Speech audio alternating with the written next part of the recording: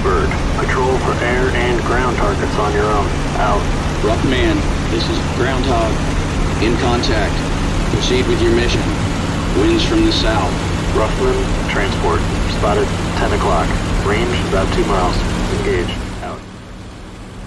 Hi, this is Mike from Wanderschikan TV. Today we are optimizing VR performance and image quality of IL-2 Sturmovik Battle of Stalingrad on an Nvidia RTX3080 with HP Reverb G2 headset. We use OpenComposite and OpenXR Toolkit. If you liked the video, please give it a thumbs up and subscribe to my channel for more news on virtual reality on PC. Now enjoy the video and hopefully also the final result.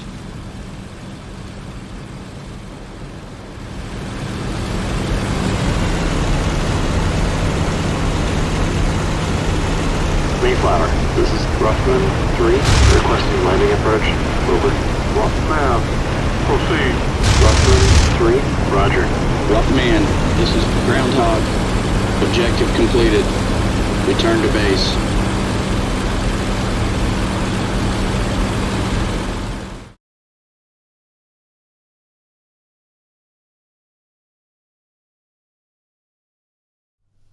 We will now install our two helpers, OpenComposite and OpenXR Toolkit.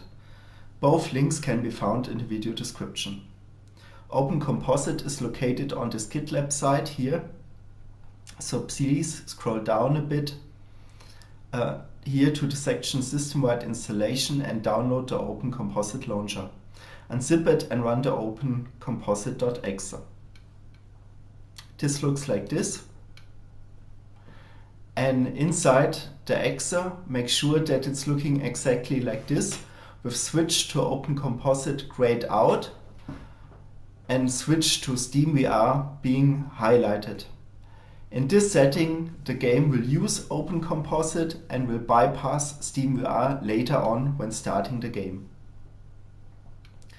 Secondly, go to the site of OpenXR Toolkit. You can scroll down a bit here in the Quick Start section and download the latest version. Install it. You will be getting a companion app along with it, which looks like this. Maybe a bit different on your side, since I've been using it with quite some games in the past already. However, there's really little that you need to do here. Just take a look at it and close it again.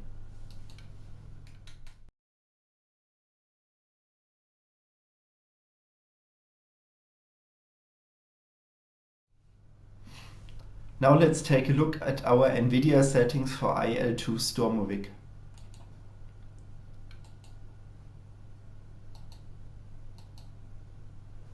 Therefore, we open the Nvidia control panel from the desktop, and within Manage 3D Settings, we go to Program Settings, and we select here our game from the drop-down menu here. This is what I changed for the settings. I set image scaling to off, anisotropic filtering to off, FXAA to off, anti-aliasing gamma correction to off, anti-aliasing mode to application controlled, anti-aliasing transparency to off, background application max frame rate to off, low latency mode to off, multi-frame sampled AA MFAA to off, OpenGL rendering GPU Nvidia GeForce RTX 3080, power management mode prefer maximum performance, texture filtering anisotropic sample option to off, texture filtering negative LOD bias allow, texture filtering quality to quality, texture filtering trilinear optimization to on, threaded optimization to auto, and the rest stays as it is. Once you change something, you will get an apply button somewhere down there. Don't forget to hit it before you close the application again. And by the way, for the records in the system information, as of today I'm here on trial version 546.29.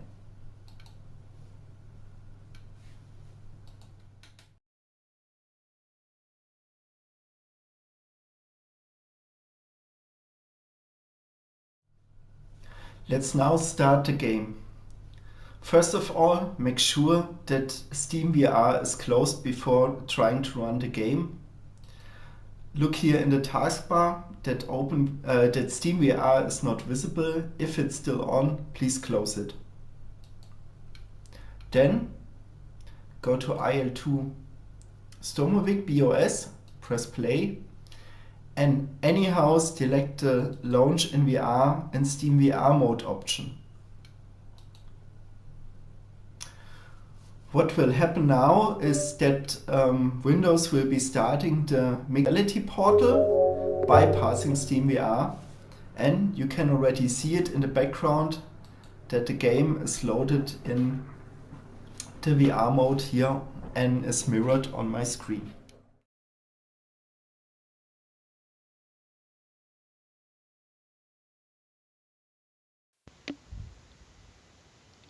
Now we are in-game IL-2 Sturmovik.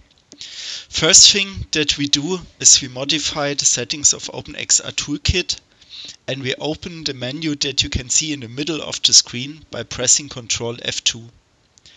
Within that menu you can navigate by pressing Ctrl F2 to go down a row, Ctrl F1 to go left, and Ctrl F3 to go right. Please adjust your settings as shown on the screen. So if you want, you can set an overlay for FPS display. Overall, we're using an upscaling sharpening the CAS mode with a sharpness of 70%. The turbo mode is switched on, and we avoid any frame rate throttling, and we do not record statistics on that part of the menu.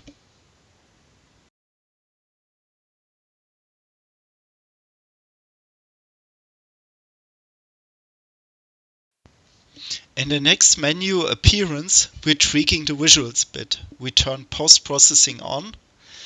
I change contrast to 55, brightness to 45, saturation up to 55, gave it a bit of vibrance at 10, highlights at 100, shadows at 0.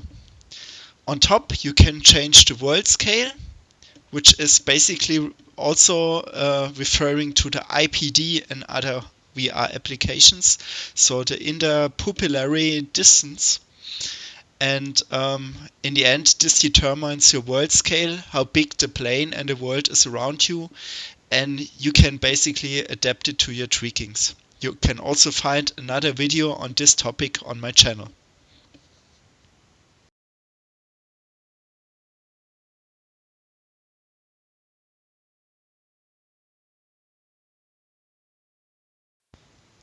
Third window is inputs. Little to say about it, I didn't change anything on that one.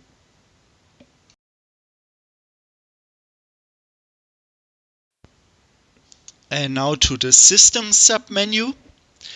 Here we select the option to override the resolution, and there we increase the display resolution per eye to a value of 3200 x 3119. If you're on a stronger graphic cards than my 3080, you can even try higher values to get the picture more sharp. Motion reprojection stays on default. On color gains I added a bit of blue. Since I'm using these blue filter prescription lenses in my VR headset, this helps me to keep the natural look of the image.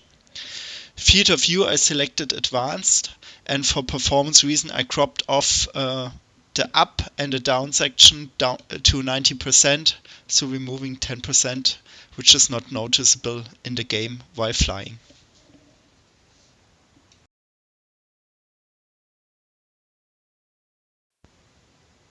And finally, in the actual menu section, I didn't change anything. This is purely the housekeeping of OpenXR Toolkit, so no need to modify anything here. So once that is done, we can now proceed with the in-game settings of IL-2 Sturmovik.